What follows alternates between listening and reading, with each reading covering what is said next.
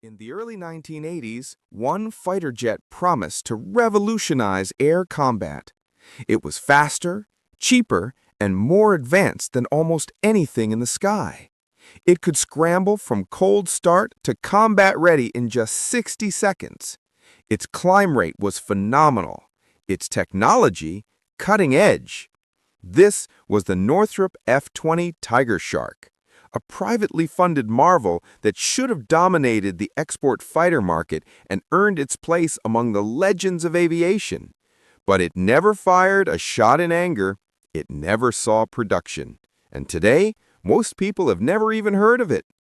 This is the story of the fighter that was too good for its own good, the F-20 Tigershark.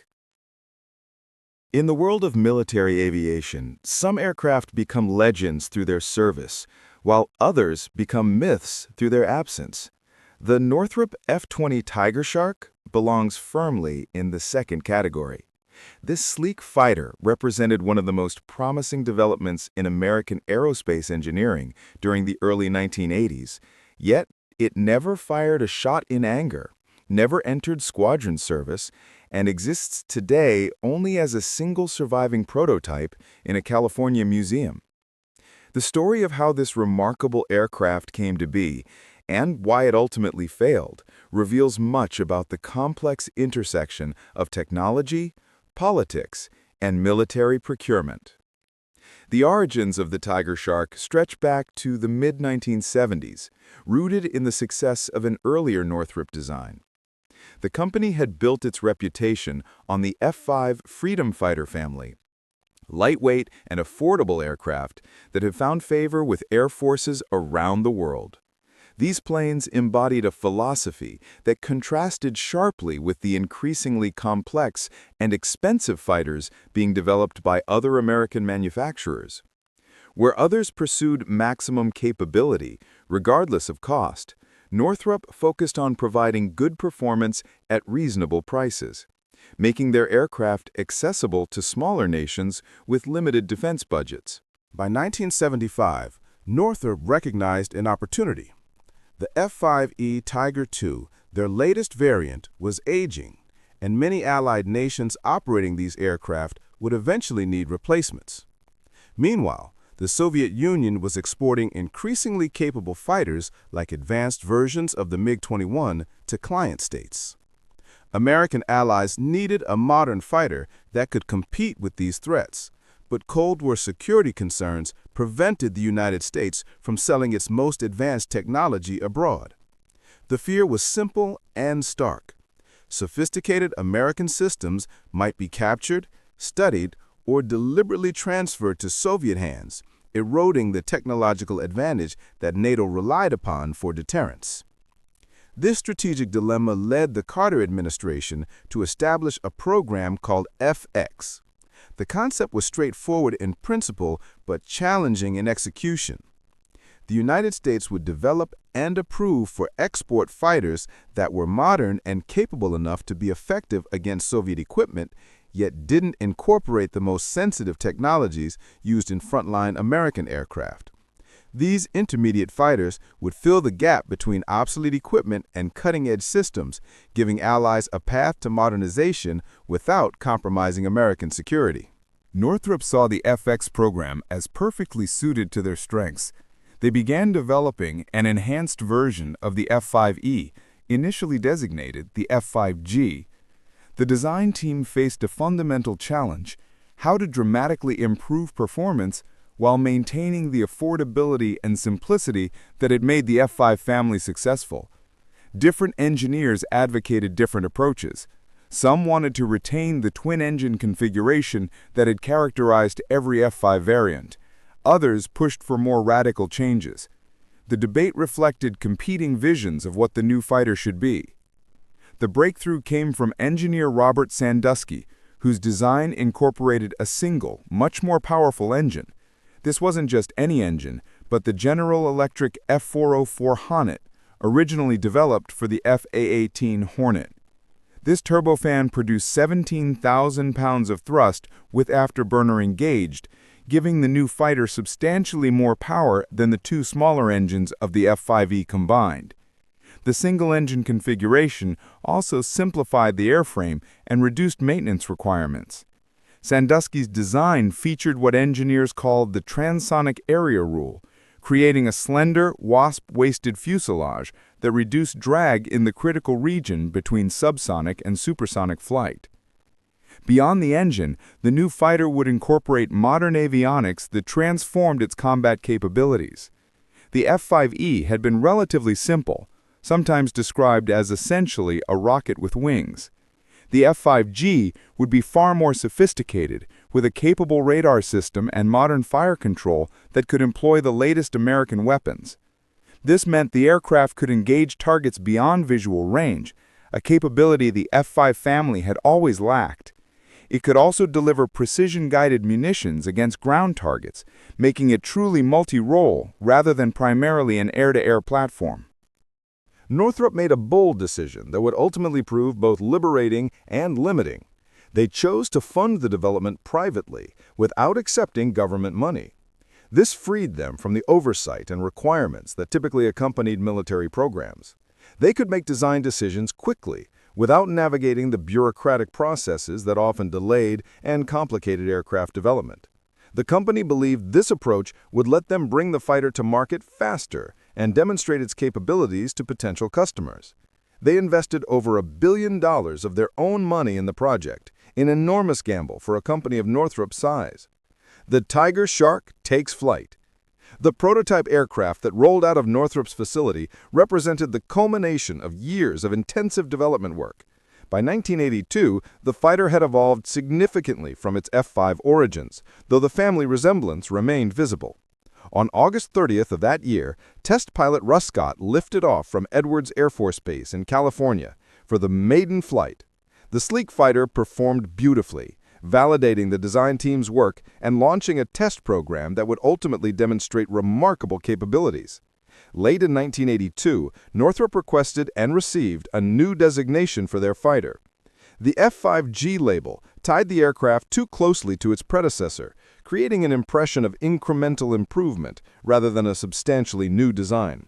The company wanted a designation that would set their fighter apart, something that wouldn't be confused with Soviet aircraft, which used odd numbers. They asked to skip F-19, the next available number, and jump to F-20.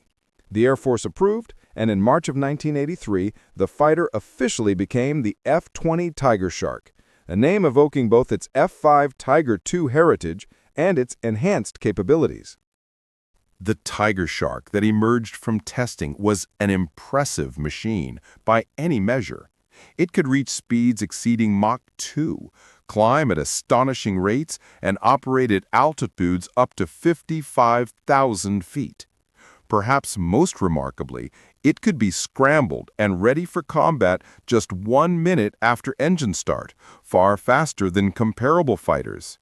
This quick reaction capability made it ideal for point defense missions, where speed of response could mean the difference between intercepting an intruder or watching it complete its mission and escape.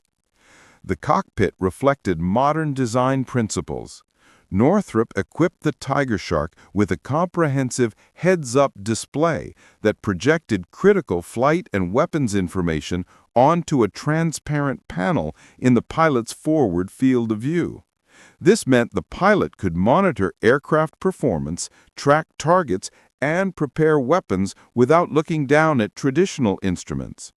Two large multifunction displays flanked the central panel, replacing dozens of individual gauges and switches with configurable screens that could show whatever information the pilot needed for the current phase of flight.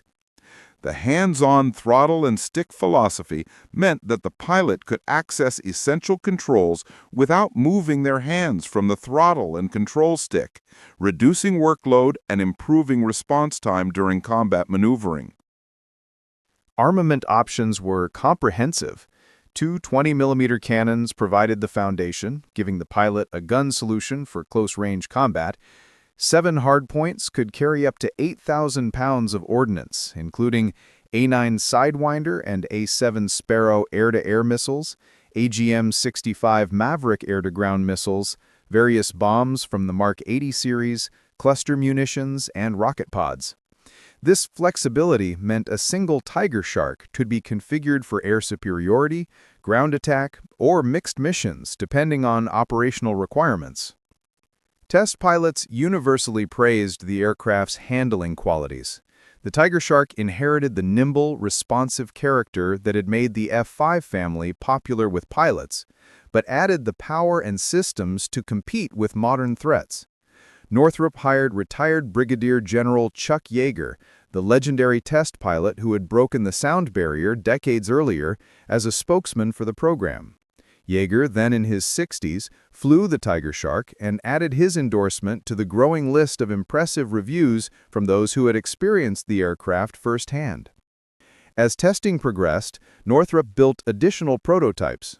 The second aircraft, which made its first flight in August of 1983, incorporated refinements based on initial test results. The canopy was lengthened and bulged to improve visibility, and internal systems were updated.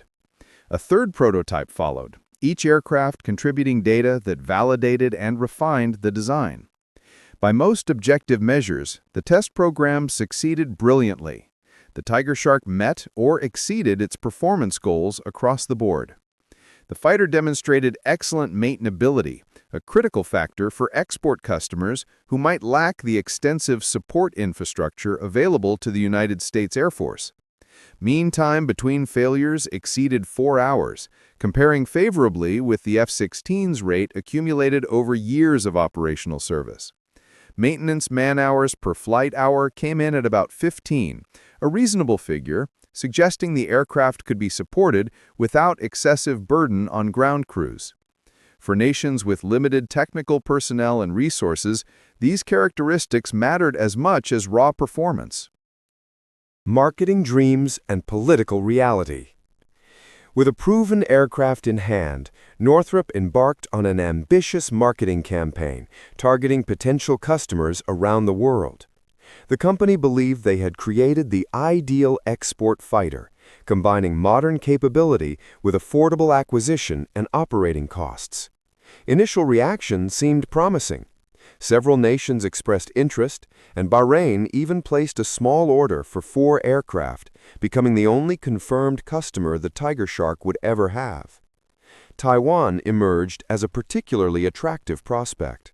The island nation already operated F-5s and faced a significant threat from mainland China's growing air force. The Tigershark seemed perfect for Taiwan's needs, offering a substantial capability upgrade over existing equipment while remaining within budgetary constraints. South Korea represented another logical customer, as did various Middle Eastern nations seeking to modernize their air forces. Northrop took the prototypes on an extensive demonstration tour, showing off the Tigershark's capabilities at air shows and allowing potential customers to witness its performance firsthand. The political landscape that had spawned the FX program was already shifting when the Tigershark made its debut. Jimmy Carter lost the 1980 presidential election to Ronald Reagan, and the new administration brought different priorities and philosophies to defense and foreign policy. Where Carter had been restrictive about technology transfers and careful about what equipment could be exported, Reagan took a more permissive approach. The new administration's view was that strong allies needed the best possible equipment, and that selling advanced American weapons served both strategic and economic interests. This policy change proved devastating for the Tigershark. Almost overnight, nations that might have purchased the F-20 gained access to frontline American fighters they had previously been denied.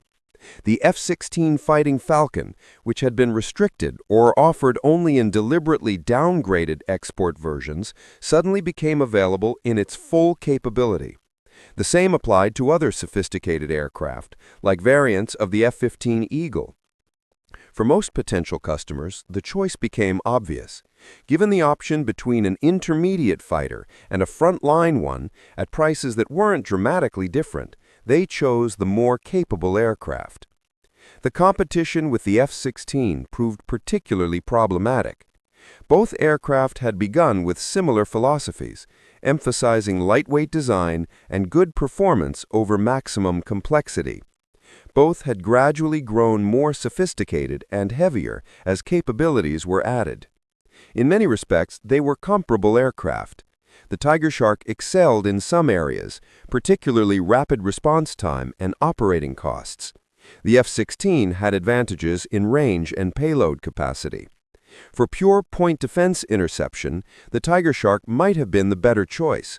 For the diverse missions most air forces needed to perform, the F-16 offered more versatility.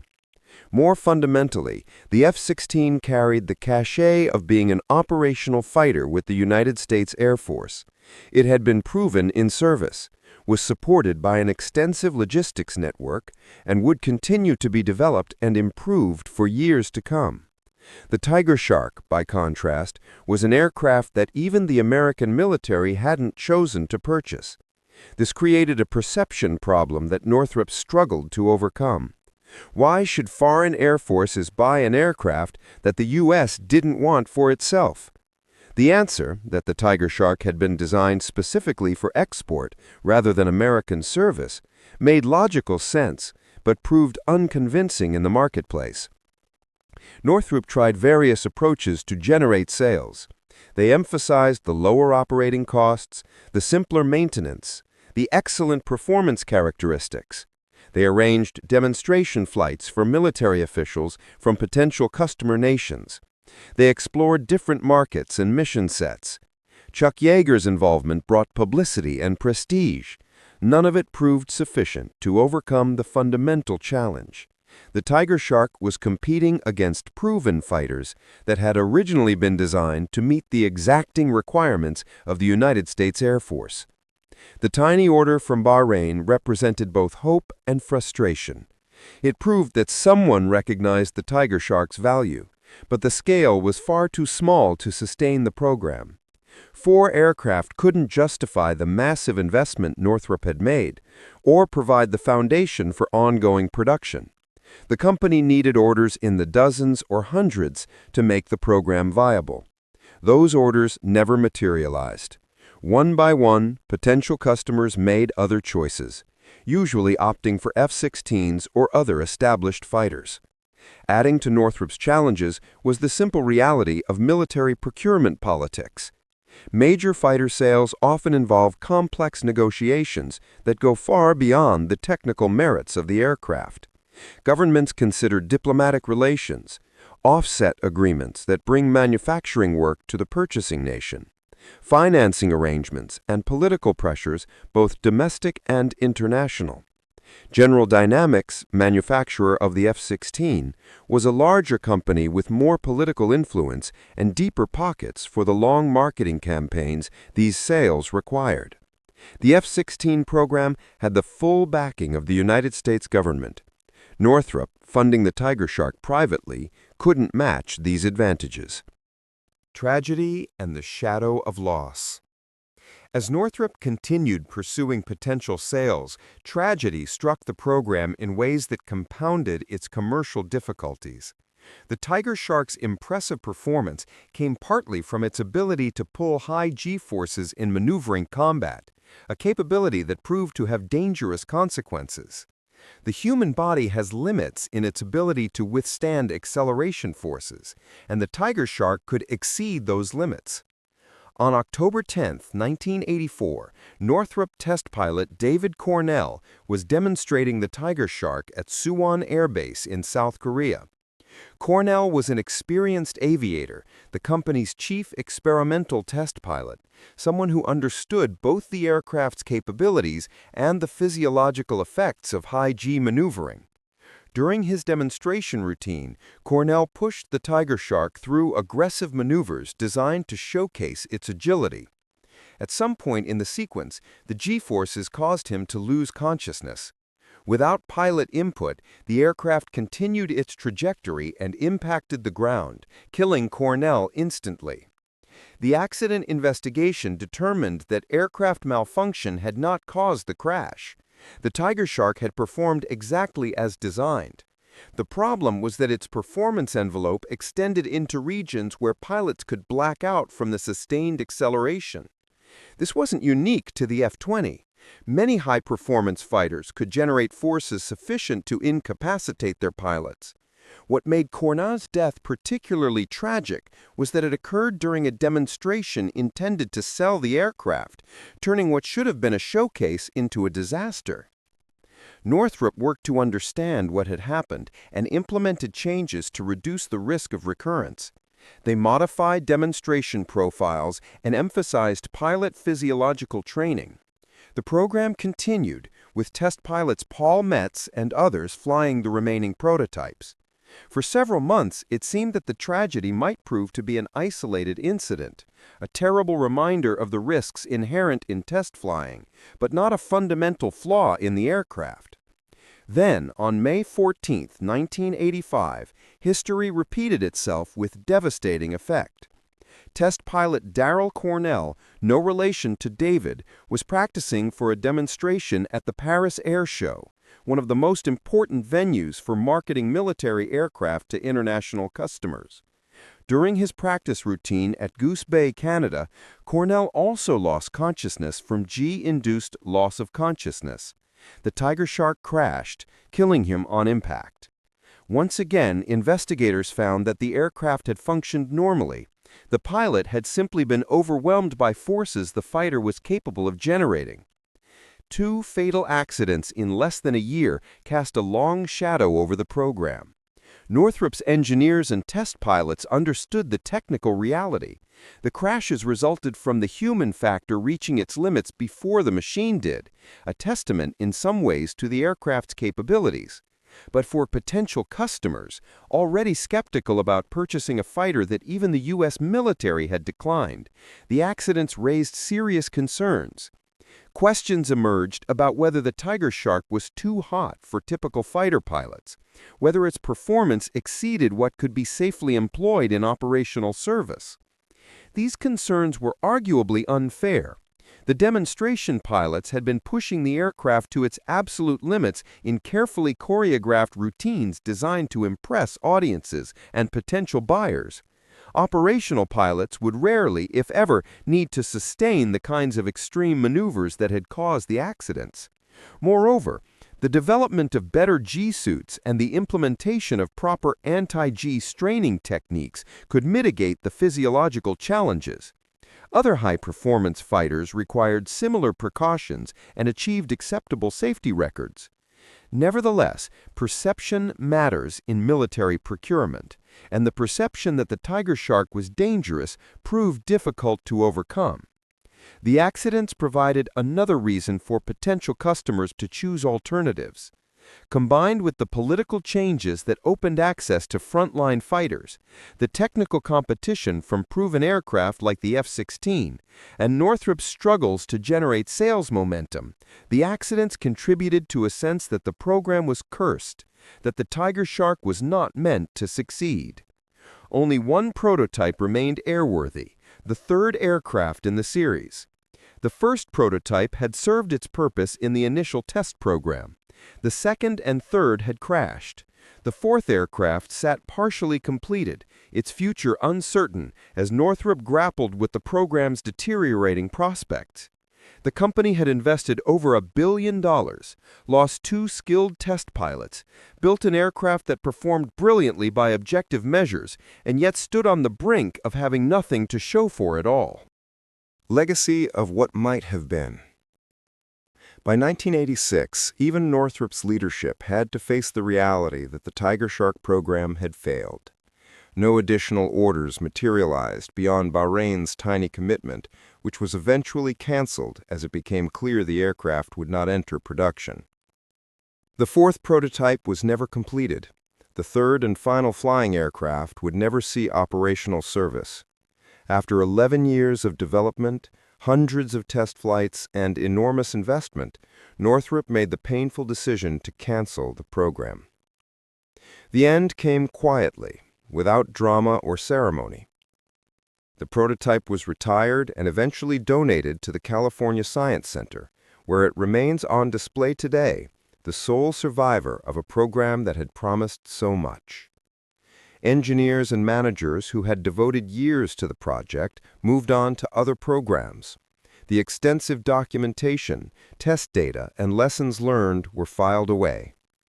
The Tigershark became a footnote in aviation history, an answer to trivia questions, a cautionary tale about the unpredictable nature of military procurement. In the years since, aviation enthusiasts and military analysts have debated what the Tigershark's failure means and whether different circumstances might have produced a different outcome.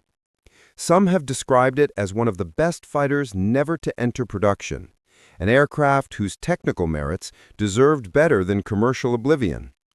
Others point to it as an example of how even excellent engineering cannot overcome unfavorable market conditions and policy shifts. The truth likely contains elements of both perspectives. From a technical standpoint, the Tigershark achieved what its designers intended. It provided F-16 class capability at lower cost, with excellent performance characteristics and maintainability. The test program validated these claims across more than 1,500 flights. In a different political environment, where the export restrictions of the Carter era had remained in place, the Tigershark might well have found its market. Taiwan, South Korea, Morocco, and other nations might have purchased hundreds of aircraft, giving Northrop the production run needed to justify the development investment. The timing proved crucial in ways that Northrop could not have fully anticipated. The company began serious development in the late 1970s under one set of policy assumptions, only to see those assumptions overturned by the Reagan administration's different approach. This wasn't just bad luck. It reflected fundamental tensions in American foreign policy between the desire to protect sensitive technology and the goal of strengthening allies through military assistance. The Tigershark fell victim to this tension's resolution in favor of permissive exports. The program also illustrated the risks of private venture aircraft development. Northrop's decision to fund the Tigershark independently gave them flexibility and speed in the development process. It also meant they bore the entire financial burden when the program failed. A more traditional approach, with government funding and oversight, might have resulted in cancellation earlier, but it would have protected the company from catastrophic losses. The gamble of private development can pay off handsomely when successful, but the downside is severe. Some analysts have suggested that Northrop's marketing strategy was flawed, that they should have pursued direct competition with the F-16 for American military contracts, rather than accepting designation as an export fighter. Perhaps if the Tigershark had been designed from the start to meet Air Force requirements and competed head-to-head with the F-16 in official evaluation, it might have earned orders from the U.S. military. Those domestic orders could have provided the credibility and production base needed for export success. This alternate history remains speculative, but it represents one of the roads not taken. The tragic loss of 2 test pilots added a human dimension to the program's failure that transcended business and political considerations. David Cornell and Darrell Cornell paid the ultimate price in pursuit of Northrop's vision. Their deaths serve as reminders that aircraft development, particularly when pushing performance boundaries, carries inherent risks that sometimes exact terrible costs. The fact that the Tigershark never entered service makes their sacrifice seem particularly poignant, though they died doing work they believed in, advancing capabilities that might have served important purposes. In the broader context of military aviation history, the F-20 Tigershark represents a path not taken, a decision point where circumstances pushed developments in a different direction. The proliferation of F-16s that resulted from Reagan-era export policies shaped air forces around the world for decades. The Fighting Falcon became one of the most successful export fighters in history, serving with numerous nations and remaining in production well into the 21st century. The Tigershark might have occupied some of that market space, but it might also have struggled against an aircraft that proved remarkably adaptable and long-lived. Today, the lone surviving Tigershark sits in a museum, a beautiful aircraft that visitors can admire, but that never fulfilled its intended purpose. It serves as a tangible reminder that success in military aviation requires more than excellent engineering. It demands favorable timing, astute marketing, political support, and often a measure of luck. The Tigershark had the engineering, but lacked the other elements. In the unforgiving world of defense procurement, that combination proved insufficient. The aircraft that might have been a legend became instead a fascinating what-if, a glimpse of an alternate history that never materialized, forever frozen at the moment of possibility rather than achievement. The F-20 Tigershark represents one of aviation's greatest what-ifs, a technically superior aircraft brought down not by engineering flaws, but by politics, timing, and changing export policies. 3 prototypes were built. 2 were lost in tragic accidents during demonstration flights. The sole survivor now rests at the California Science Center, a testament to ambitious engineering and the harsh realities of the defense industry. Northrop invested over $1 billion of their own money into a fighter that never sold a single unit. But the technologies and lessons learned from the Tigershark would influence future designs for decades to come. The F-20 proved that sometimes being the best isn't enough. In the world of military procurement, success requires more than superior performance. It requires perfect timing, political support, and a little bit of luck. The Tigershark had the performance. It just ran out of time. Thanks for watching. If you enjoyed this deep dive into aviation history, don't forget to like, subscribe, and hit that notification bell for more stories of the aircraft that shaped our skies.